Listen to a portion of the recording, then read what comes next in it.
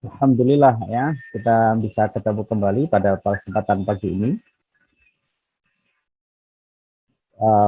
membahas ya tentang satu hal yang faktualnya tentang wakaf ini menjadi hal yang insya Allah lah memberikan keberkahan dunia akhirat itu. Kenapa begitu? Ya saya mengutip apa yang disampaikan oleh Habib Hasan Toha, betapa orang-orang yang menghidupkan jalan-jalan Allah, termasuk diantaranya adalah wakaf ya, itu adalah milik Allah, maka Allah lah nanti yang akan menghidupi siapapun yang mau menghidupi jalan-jalan Allah itu. Termasuk karena kaitannya persoalan wakaf ini dalam konteks Indonesia memiliki distingsi yang cukup unik dengan negara-negara lain, maka penting untuk lalu melihat dari sisi kesejarahannya. Karena betapapun kita tidak negara Islam, kita tidak negara yang ada di Timur Tengah, tapi kita juga bukan negara yang sangat sekuler, sebagaimana misalnya di negara-negara Barat ya. Kita memiliki satu kondisi yang sangat distintif dengan negara lain. Karena itu maka wakaf dalam konteks keindonesiaan itu memiliki satu hal yang sangat berbeda dengan negara-negara lain. Nah, karenanya insya Allah ya kita akan meruntut juga di bagian kuliahan yang sesungguhnya tidak sangat dalam, tetapi kita melihat kulit-kulitnya gitu ya. Sekalipun kulit ya tidak sangat kulit banget gitu, kita karena teman-teman juga berangkat ya dari kondisi di pesantren yang sudah sedikit banyak mengenal tentang wakaf, tapi kedalaman tentang bagaimana aktualisasi wakaf di dalam konteks kekinian itu yang menjadi mesti untuk kita pelajari lebih lanjut. Dan kesempatan ini akan dibahas ya kita tentang sejarah wakaf. Mbak siapa tadi hostnya? Mas Bayu? Mbak Lufa? Mas Fawas, Ustaz. Mas Fawas ya. Oke. Mas Fawas ya. Kemarin ikut kegiatan itu di kampus ya, Mas Fawas ya? Yes, Ustaz. Atas nama apa? Yang mana, Ustaz? Yang kemarin. Itu samping jenengan siapa yang kopiah putih berkacamata? Oh, Niko Mas Imam, Ustaz. Sinten niku? Niko angkatan 19 juga, Ustaz, syariah. Oh ya?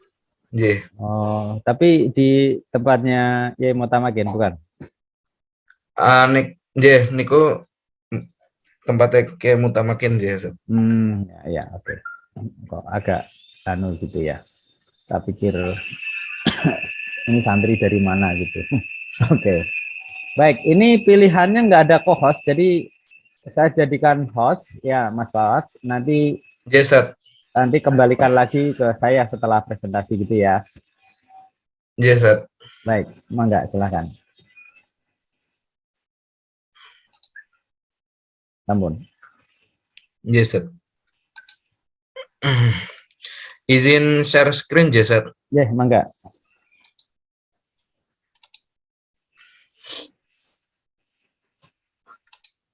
Sudah kelihatan? Sudah. Ya, romantis ya. Yeah. Kalau mulai mau, yes, Ustaz. Mangga. Bismillahirrahmanirrahim. Assalamualaikum warahmatullahi wabarakatuh. Waalaikumsalam warahmatullahi wabarakatuh. Alhamdulillahirabbil alamin wa bihi nasta'in wa ala umuri dunya waddin. Wassalatu wassalamu ala asyrafil anbiya'i wal mursalin sayyidina Muhammadin wa ala alihi wa sahbihi ajmain, amma ba'du. Raditu billahi rabba wa bil islami dina wa bil Muhammadin nabiyya wa rasula. Rabbi zidni ilma warzuqni fahma, amin.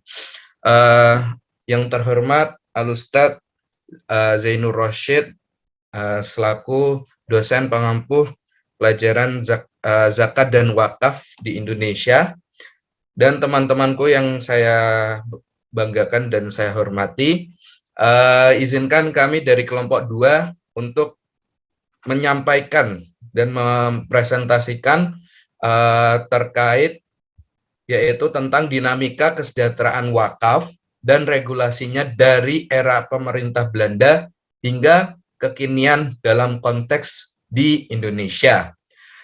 Di sini kami dari kelompok 2 itu ada teman-teman, yaitu yang pertama ada Mbak Kendel Clara Cantika, lalu yang kedua ada Mbak Feria Tamara, lalu yang ketiga ada Mbak Inayatul Maula, lalu yang keempat ada Mas Irfan Nafis Alauddin Wafa, lalu yang kelima ada saya sendiri Ahmad Fawaz, lalu yang keenam ada Mas Bayu Arif Mahendra, lalu yang ketujuh ada Mbak Lutfah Nur Habibah, lalu yang terakhir ada Mas Raihan Prastama.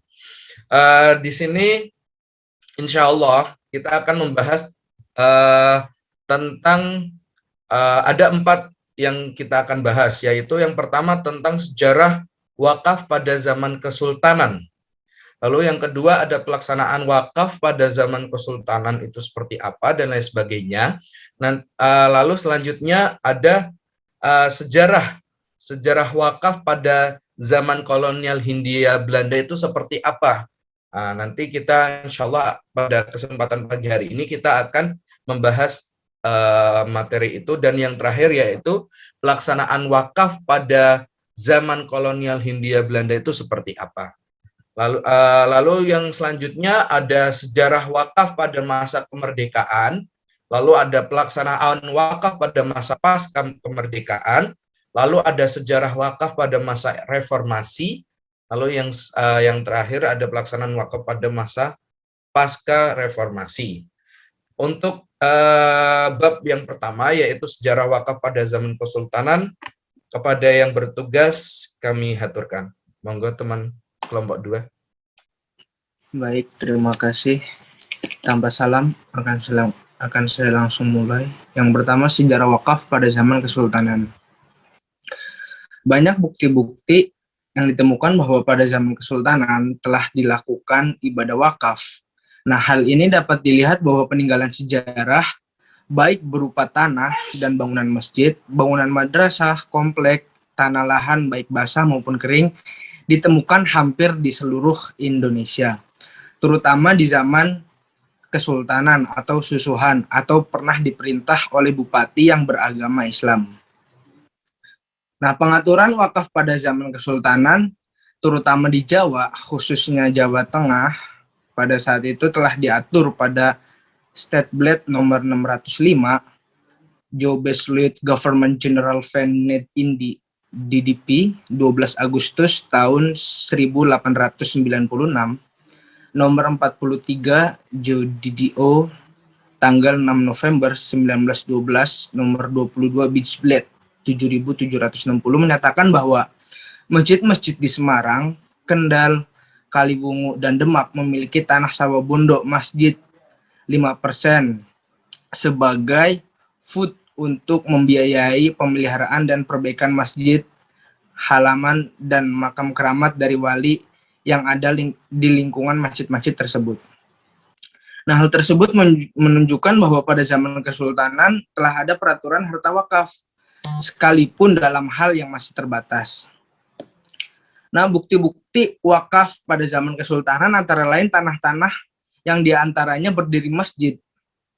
Seperti yang pertama, Masjid Agung Sang Cipta Rasa di Cirebon pada tahun 1500, seluas 750 meter persegi. Nah, wakaf dari Sunan Gunung Jati dengan nama Sultan Syahril Maulana Muhammad Hidayatullah Al-Maskan Al-Husain Asyirboni, Sohib Jabal Jati, putra dari Syarif Malik Abdullah Umdatuddin bin Ali Nurul Alam dan Nyai Rara Santang, putri Sri Baduga Maharaja Prabu Siliwangi. Yang kedua, Masjid Agung Demak pada tahun 1474. Luasnya kurang lebih 350 hektar wakaf dari Raden Fatah atau Raden Bagus Kasan atau Hasan yang bergelar Sultan Syah Alam Akbar Al-Fatah. Nah, yang ketiga, Masjid Menara Kudus, wakaf dari Sunan Muria, Raden Umar Said. Kemudian yang keempat, Masjid Agung Semarang, wakaf dari Pangeran Pandanarang atau Ki Agi Ki Ageng Pandan Arang, putra dari Pangeran Suryo Panembahan Sabranglor, Sultan kedua Kesultanan Demak. Kemudian yang kelima, Masjid Agung Gede Kauman di Yogyakarta, wakaf dari Sultan Agung. Kemudian yang keenam, Masjid Ampel di Surabaya, wakaf dari Sunan Ampel. Raden Muhammad Ali Rahmatullah, putra dari Syekh Ibrahim Zainuddin Al-As Sarmarkondi, dengan Diah Chandrawulan, putri dari Raja Campa. Baik, selanjutnya saya balikan kepada moderator. Terima kasih. Terima kasih Mas Ali Wafa atas penjelasannya tentang materi yang pertama. Selanjutnya yang kedua yaitu pelaksanaan wakaf pada zaman Kesultanan. Untuk yang bertugas, waktu dan tempat kami aturkan. Terima kasih, moderator. Saya lanjutkan pelaksanaan wakaf pada zaman Kesultanan next. Di antara undang-undang yang dikeluarkan pada Dinasti Utsmani ialah peraturan tentang pembukuan pelaksanaan wakaf yang dikeluarkan pada tanggal 19 Jumadil akhir tahun 1280 Hijriah. Undang-undang tersebut mengatur tentang pencatatan wakaf, sertifikat wakaf, cara pengelola wakaf, upaya mencapai tujuan wakaf yang melambangkan wakaf dalam upaya realisasi wakaf dari sisi administrasi dan perundang-undangan. Next. Pada tahun 1287 Hijriah dikeluarkan undang-undang yang menjelaskan tentang kedudukan tanah-tanah kekuasaan Turki Utsmani dan tanah-tanah produktif yang berstatus wakaf. Dari implementasi undang-undang tersebut di negara Arab masih banyak tanah yang berstatus wakaf dan dipraktekkan sampai saat sekarang. Sejak masa Rasulullah, masa kekhalifahan, dan masa dinasti-dinasti Islam, sampai sekarang wakaf masih dilaksanakan dari waktu ke waktu di seluruh negara muslim termasuk di Indonesia. Next. Hal ini terlihat dari kenyataan bahwa lembaga wakaf yang berasal dari agama Islam ini telah diterima di resepsi menjadi hukum adat bangsa Indonesia sendiri. Di samping itu, suatu kenyataan pula bahwa di Indonesia terdapat banyak benda wakaf, baik wakaf benda bergerak ataupun benda tak bergerak. Kalau kita perhatikan di negara-negara muslim lain, wakaf mendapat perhatian yang cukup sehingga wakaf menjadi amal sosial yang mampu memberikan manfaat kepada masyarakat. Selanjutnya akan dilanjutkan oleh moderator. Terima kasih Mbak Kendall Clara atas penyampaian materinya. Lalu selanjutnya materi yang ketiga yaitu sejarah wakaf pada zaman kolonial Hindia Belanda. Pada pemateri, waktu dan layar kami aturkan. Oke, terima kasih moderator telah memberikan waktu kepada saya. Langsung aja ke sejarah wakaf pada zaman kolonial Hindia Belanda.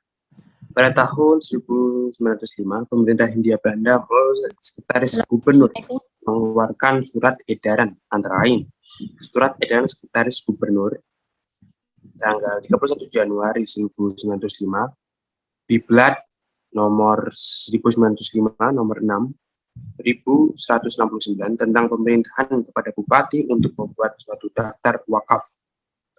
Pada tahun 1931 dikeluarkan surat edaran SIGSG 4 April 1931 Biblat nomor 12.573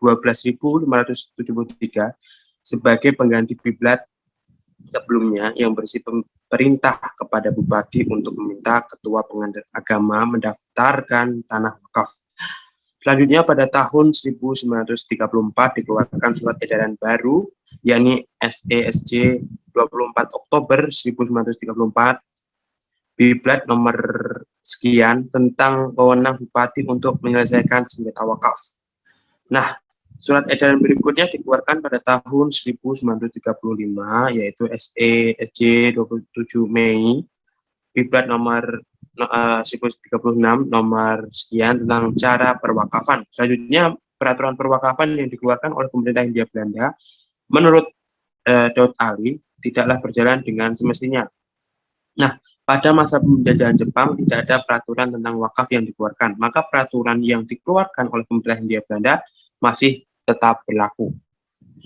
Wakaf telah banyak dilakukan oleh bangsa Indonesia sejak terdahulu, maka untuk mengatur tanah wakaf jauh dikeluarkan UU nomor 5 tahun 1960, UU PA yang memuat tentang pasal-pasal dasar adanya PP nomor 28 tahun 1977. Pemerintah telah mengeluarkan berbagai peraturan yang bertujuan mengatur dan terutama mengawasi tanah wakaf tersebut.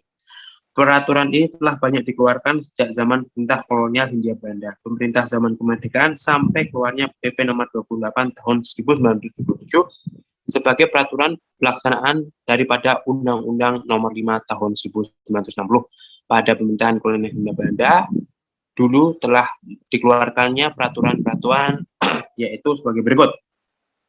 Biblat of Hadstaatblad nomor 6196 tanggal 31 Januari 1905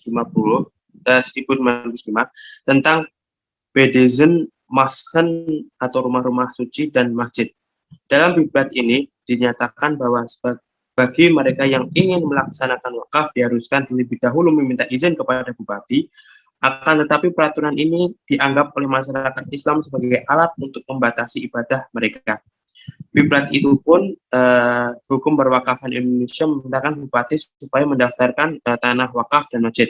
Selanjutnya ada Biblat of Hadstaatblad nomor 12.573 tanggal 4 Juni 1931 tentang Bedezen and Wakaf. Peraturan ini dengan tegas menyatakan bahwa tanah yang akan dibangun masjid di atasnya harus didaftarkan agar kemudian hari tidak terganggu oleh pembangunan kota.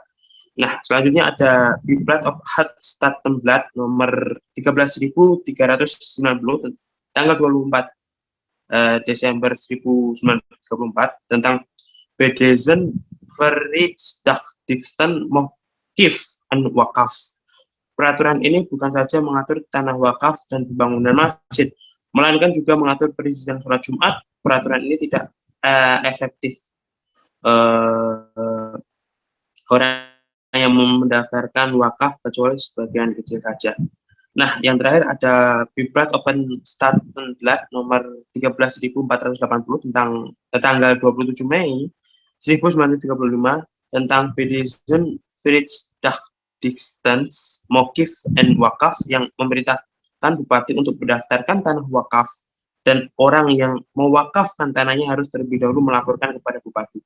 Bupati kemudian melaporkan kepada kadaster, melaporkan ke bagian 8 pajak akan membebaskan pajak atau tanah yang diwakafkan. Mungkin cukup sekian dari saya. Kurang lebihnya mohon maaf. Saya kembalikan ke moderator. Terima kasih Mas Raihan untuk penyampaian materinya. Lalu untuk selanjutnya yaitu sejarah wakaf pada masa kemerdekaan. Untuk pemateri selanjutnya, waktu dan layar kami aturkan. Sebelumnya saya mau menambahi terkait tadi pelaksanaan wakaf pada zaman kolonial Belanda. Biblat tersebut baru mengatur pewakafan masjid dan rumah suci. Biblat itu menyatakan bahwa bagi mereka yang ingin melaksanakan wakaf diharuskan terlebih dahulu meminta izin kepada bupati. Akan tetapi peraturan ini dianggap oleh masyarakat Islam sebagai alat untuk membatasi ibadah mereka. Biblat itu pun memerintahkan bupati untuk mendaftarkan tanah-tanah wakaf dan masjid-masjid. Pada tanggal 4 Juni 1931 tentang Biblat nomor 125 yang bukan saja mengatur masjid, melainkan juga secara tegas menyebut bahwa wakaf permintaan izin kepada pemerintah atas wakaf masjid. Permintaan izin dimaksud agar tanah yang dibangun masjid di atasnya itu di kemudian hari tidak terganggu atau tergusur untuk pembangunan tata kota. Dengan demikian, prosedur perizinan wakaf sebagai diatur dalam Biblat ini menyebutkan bahwa apabila izin pembangunan tanah wakaf dipandang oleh bupati akan mengganggu ketertiban umum, maka bupati dapat menentukan tempat lain untuk pembangunan masjid itu. Hizbut ini pun bernasib sama seperti sebelumnya karena masyarakat Islam masih menganggapnya sebagai upaya pembatasan ibadah mereka. Nah, pada tanggal 24 Desember 1934, Hizbut nomor 13.390 yang bukan saja mengatur wakaf tanah dan pembangunan masjid, melainkan juga mengatur perizinan sholat Jumat. Hizbut terakhir ini pun tidak mendapat sambutan baik dari masyarakat Islam. Tanah wakaf tetap tidak terdaftar kecuali sebagian kecil saja. Walaupun Hizbut ini tidak lagi mengharuskan si wakif untuk meminta izin kepada pemerintah, tetapi mereka harus melaporkannya kepada kantor notaris untuk meminta akta notaris. Pada tanggal 27 Mei 1935, Hizbut nomor 13.480 yang memerintahkan bupati untuk mendaftarkan tanah wakaf dan orang yang akan mewakafkannya tanahnya harus terlebih dahulu melaporkannya kepada bupati. Bupati kemudian melaporkannya kepada kadaster, kadaster melaporkannya kepada bagian pajak agar membebaskan beban pajak atas tanah yang diwakafkan itu. Hizbut ini tidak lagi mengharuskan permintaan izin perwakafan dari si wakif kepada pemerintah, melainkan mencukupkan dengan keharusan memberikan pemberitahuan kepada bupati melalui kepala desa dan camat. Kecuali bila bupati memandang bahwa perwakafan tanah dan pembangunan masjid di atasnya akan mengganggu ketertiban dan kepentingan umum, ia berhak menentukan lain. Pokok pemikiran Hizbut nomor 13.480 tahun 1935 ini kiranya mirip dengan apa yang terkandung dalam PP nomor 28 tahun 1977. Nasibnya hampir sama, tidak mendapatkan sambutan masyarakat Islam secara menggembirakan. Selanjutnya saya kembalikan kepada moderator. Terima kasih.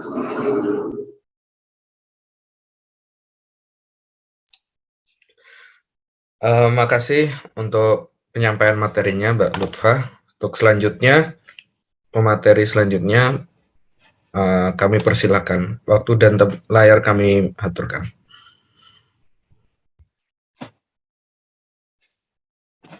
Baik, terima kasih Mas. Langsung saja, sejarah wakaf pada masa kemerdekaan. Perwakafan umum di Indonesia belum diatur dalam bentuk perundang-undangan. Karena perwakafan masuk cakupan Islam, maka pelaksanaan hukum itu berlaku berdasarkan hukum Islam, dalam hal ini yakni fikih Islam. Di Indonesia sampai sekarang terdapat berbagai perangkat peraturan yang berlaku yang mengatur masalah perwakafan tanah milik, seperti yang dimuat dalam buku Himpunan Peraturan Perundang-undangan Perwakafan Tanah yang diterbitkan oleh Departemen Agama Republik Indonesia. Maka dalam uraian ini dapat dikemukakan aturan-aturan yakni berikut. Salah satu contoh aturan yakni yang pertama, Undang-Undang Nomor 15 Tahun 1960 tentang Peraturan Dasar Pokok-pokok Agraria Pasal 49 Ayat 1 yang berisi memberi isyarat bahwa perwakafan tanah milik dilindungi dan diatur dengan peraturan pemerintah. Kemudian yaitu Peraturan Pemerintah Nomor 10 Tahun 1961 tentang pendaftaran tanah. Karena peraturan ini berlaku umum, maka terdapat juga di dalamnya mengenai pendaftaran tanah wakaf. Selanjutnya, Peraturan Menteri Agraria Nomor 14 Tahun 1961 tentang permintaan dan pemberian izin pemindahan hak atas tanah. Peraturan ini dikeluarkan pada tanggal 23 September tahun 1961. Di Indonesia, pada awalnya berbentuk wakaf yang dikenal masyarakat secara luas hanya dalam wakaf tanah. Namun, kini setelah dikeluarkannya Peraturan Perundang-undangan Nomor 41 Tahun 2004 tentang wakaf tunai, masyarakat telah mengenal bahwa wakaf tidak hanya tanah, tapi wakaf dapat berbentuk uang. Perbincangan tentang wakaf sejak awal selalu diarahkan pada wakaf benda tidak bergerak, yakni seperti tanah, bangunan, pohon untuk diambil buahnya dan sumur untuk diambil airnya. Sedangkan untuk wakaf benda tidak bergerak baru mengemukakan belakangan ini. Di antara wakaf benda bergerak yang sedang banyak dibicarakan adalah wakaf yang dengan sebutan cash wakaf, yang diterjemahkan dengan wakaf uang. Namun jika melihat objek wakafnya yang berupa uang, maka wakaf ini telah tepat kalau diterjemahkan dengan wakaf uang. Wakaf tunai adalah wakaf yang dilakukan seorang kelompok orang dan lembaga atau badan hukum dalam bentuk uang tunai. Selanjutnya saya kembalikan kepada Mas Fawaz. Terima kasih Mbak Maulana atas presentasi pada materi tadi. Selanjutnya pelaksanaan wakaf pada masa kemerdekaan. Insya Allah yang akan saya sampaikan sendiri untuk pembahasan materi ini. Pelaksanaan wakaf pada masa pasca kemerdekaan ini. Setelah kemerdekaan Indonesia, peraturan-peraturan yang menyangkut masalah wakaf itu tetap berlaku. Hal ini berdasarkan atas aturan peralihan Undang-Undang Dasar pada tahun 1945.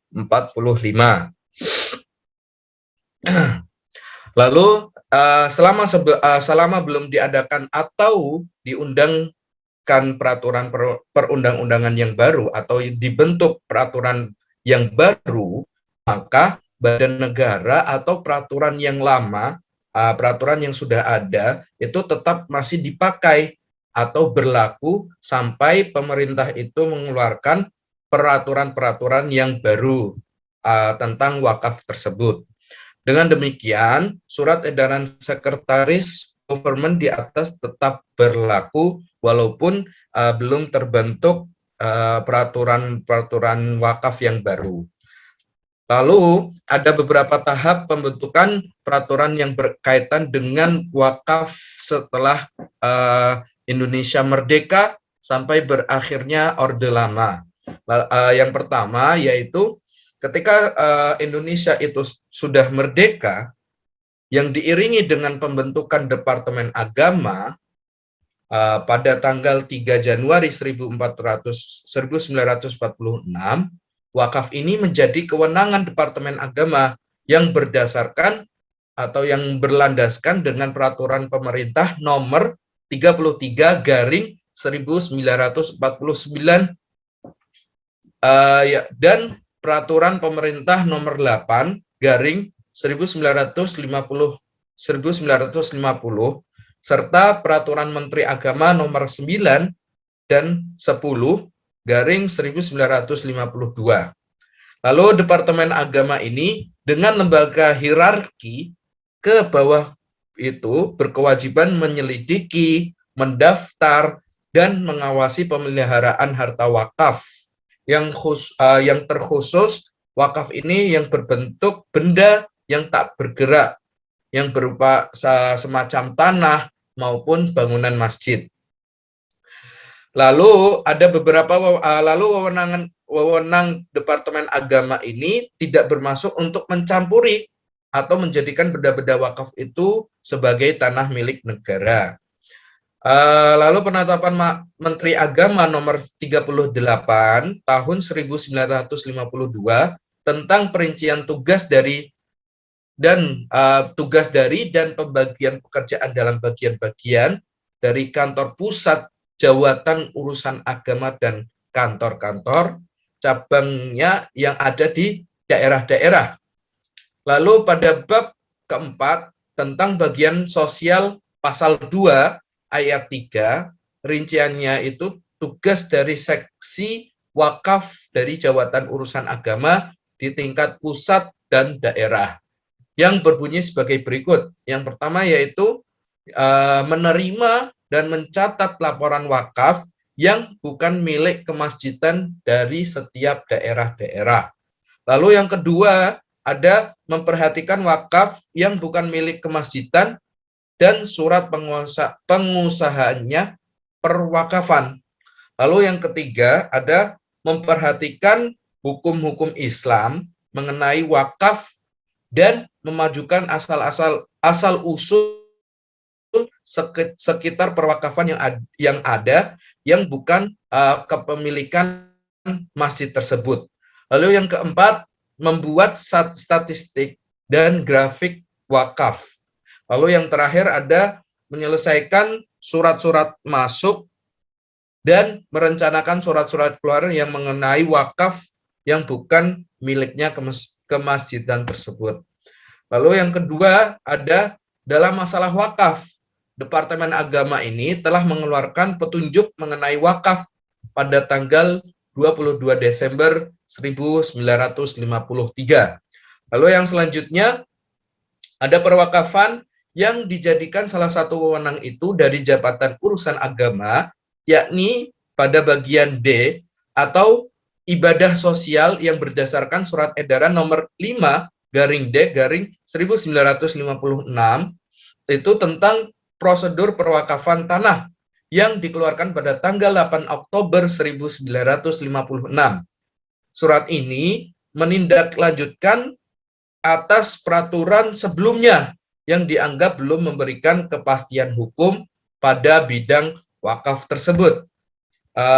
Lalu ini yang bisa saya sampaikan. Selanjutnya kita lanjut untuk pemateri selanjutnya tentang sejarah wakaf pada masa reformasi. Kepada pemateri, waktu dan layar kami haturkan. Baik, terima kasih kepada moderator atas waktunya. Untuk selanjutnya yaitu terkait sejarah wakaf pada masa reformasi. Meskipun pada masa kemerdekaan telah banyak peraturan-peraturan yang telah dikeluarkan oleh pemerintah terkait dengan perwakafan, namun peraturan-peraturan tersebut masih dianggap belum mencukupi karena tersebar dalam berbagai peraturan perundang-undangan pada masa umumnya mengatur tentang wakaf tanah, sebagaimana halnya yang diatur dalam Peraturan Perundang-undangan Nomor 28 Tahun 1977, sehingga pada masa reformasi wakaf itu hanya identik dengan masjid, kuburan, dan kuburan itu maksudnya adalah tanah buat kuburan dan madrasah saja. Next. Oleh karena itu, pengelolaan wakaf di Indonesia tidak berkembang dan mengalami stagnisasi. Artinya dia tetap dan tidak berkembang. Padahal di berbagai negara muslim, pengelolaan wakaf sudah mulai berkembang, yaitu yang awalnya hanya berupa tanah, sekarang bisa berupa uang, begitu. Dengan melakukan berbagai inovasi dalam mengelola harta wakaf, sehingga manfaatnya betul-betul dinikmati oleh mauquf alaih. Berdasarkan permasalahan di atas, guna mengelola harta wakaf secara efektif dan efisien untuk kepentingan ibadah dan memajukan kesejahteraan umum, maka pada tahun 2004, pemerintah bersama dengan Dewan Perwakilan Rakyat Indonesia menetapkan Undang-Undang Nomor 41/2004 tentang wakaf. Undang-undang ini cukup komprehensif dan inovatif, terdiri dari 71 pasal dan 10 bab. Undang-undang ini secara tegas mengatur bahwa harta wakaf tidak hanya harta benda tidak bergerak, tapi juga termasuk harta benda bergerak seperti uang. Bukan hanya berupa tanah saja, tetapi bisa berupa uang, yaitu benda bergerak. Itu bisa dilihat di pasal 16. Selanjutnya, selain itu, juga diatur mulai dari pembentukan nazir, pengelolaan harta wakaf, sampai dengan pembentukan badan wakaf di Indonesia, guna memajukan dan mengembangkan perwakafan nasional. Badan Wakaf Indonesia ini merupakan lembaga independen dan melaksanakan tugasnya bisa dilihat di pasal 47. Agar undang-undang ini berjalan dengan efektif, pada tahun 2006, pemerintah mengeluarkan peraturan perundang-undangan nomor 42 tahun 2006 tentang peraturan pelaksanaan undang-undang wakaf. Dengan adanya undang-undang ini, nomor 41 tahun 2004, serta peraturan pelaksanaannya semakin mengokohkan pentingnya eksistensi wakaf di Indonesia. Itu dari saya. Untuk selanjutnya bisa dilanjutkan oleh pemateri. Terima kasih untuk penjelasan materi tadi untuk Mbak Feria Tamara. Lalu selanjutnya pelaksanaan wakaf pada masa pasca reformasi. Pada yang bertugas kami aturkan. Syukran Mas Hoas atas waktunya. Kedengeran, Je? Langsung saja. Kedengaran, Mas. Langsung saja saya lanjutkan. Yang terakhir ini adalah pelaksanaan wakaf pada masa pasca reformasi. Setelah itu, next Mas Hoas. Pada masa reformasi, tampak jelas dan terbukti bahwa hukum sebagai produk politik sangat ditentukan oleh perubahan-perubahan politik di Indonesia. Konsep reformasi politik mengacu kepada proses perubahan secara global, secara gradual, pada semua aspek kehidupan politik dalam rangka menciptakan kehidupan politik yang lebih demokratis, yang mendorong terwujudnya aspek kedaulatan rakyat, kebebasan, persamaan, dan keadilan. Reformasi di bidang hukum berlaku juga pula pada undang-undang yang mengatur tentang wakaf. Undang-Undang Nomor 41 Tahun 2004 tentang wakaf merupakan salah satu langkah pemerintah dalam mensukseskan Propernas, Program Pembangunan Nasional di bidang pembangunan hukum nasional. Selanjutnya, Mas Hoas. Hal itu juga terlihat dari surat yang diajukan oleh Direktorat Pengembangan Zakat dan Wakaf, Menteri Agama kepada Menteri Kehakiman dan Hak Asasi Manusia perihal izin prakarsa RUU Perwakafan, Rancangan Undang-Undang Perwakafan. Dalam surat tersebut dimuat perlunya penyempurnaan peraturan perundang-undangan tentang wakaf yang selama ini setelah mempertimbangkan hal-hal sebagai berikut. Yang pertama, dalam Undang-Undang Nomor 25 Tahun 2000 tentang Program Pembangunan Nasional Propernas 2000 hingga 2004 disebutkan bahwa salah satu indikator keberhasilan pembangunan nasional di sektor hukum adalah ditetapkannya undang-undang tentang hukum terapan peradilan agama, yaitu salah satunya tentang undang-undang wakaf. Dan yang kedua, ketentuan mengenai perwakafan yang selama ini berlaku belum dapat dijadikan landasan yang cukup kuat untuk menyelesaikan persoalan-persoalan perwakafan, tak terkecuali pemberdayaan dalam sektor ekonomi dan keterlibatan semua stakeholder dalam penyusunan rancangan undang-undang wakaf. Terlihat dalam agenda proses lahirnya Undang-Undang Nomor 41 Tahun 2004 tentang wakaf mulai tanggal 5 September 2002 sampai dengan 27 Oktober 2004. Next, Mas Hoas. Salah satu sumber hukum wakaf yang menguatkan adalah dikeluarkannya Instruksi Presiden Nomor 1 Tahun 1991 tentang kompilasi hukum Islam KHI. KHI merupakan hasil kesepakatan dari para ulama tentang perkawinan, kewarisan, dan perwakafan yang menjadi sumber utama rujukan para hakim di pengadilan agama. Dengan adanya KHI ini, ketentuan fikih dalam berbagai buku fikih klasik dengan sendirinya tidak terpakai sepanjang sudah diatur di dalam KHI tersebut. Undang-undang tersebut adalah Undang-Undang Wakaf Nomor 41 Tahun 2004. Undang-Undang Wakaf ini mengatur tentang pengelolaan wakaf secara lebih maju, yang secara legal menjadi kekuatan hukum yang cukup memadai bagi pengembangan wakaf dalam konteks keindonesiaan. Inspirasi pasal demi pasal dalam undang-undang ini menekankan pengembangan wakaf yang lebih progres dan produktif. Secara faktual dari berbagai ketentuan yang diatur dalam undang-undang wakaf ini lebih banyak merujuk pada mazhab Al-Hanafi yang lebih inklusif dan mendominasikan dalih hukumnya pada suatu maslahah. Pada tataran tertentu, pergerakan wakaf dalam konteks keindonesiaan dapat lebih bergerak leluasa dalam payung hukum ini. Terima kasih, Mas Hoas. Saya kembalikan kepada moderator. Matur suwun untuk penyampaian materi yang tadi Mas Bayu Arif. Di sini kami dari kelompok 2 alhamdulillah sudah menyelesaikan atau sudah menyampaikan materi-materi pada pagi hari ini tentang perwakafan sebelum reformasi, pada masa Belanda dan lain sebagainya. Alhamdulillah kita sudah menyelesaikannya semua. Mungkin selanjutnya sesi tanya jawab. Mungkin ada yang mau bertanya dari teman-teman.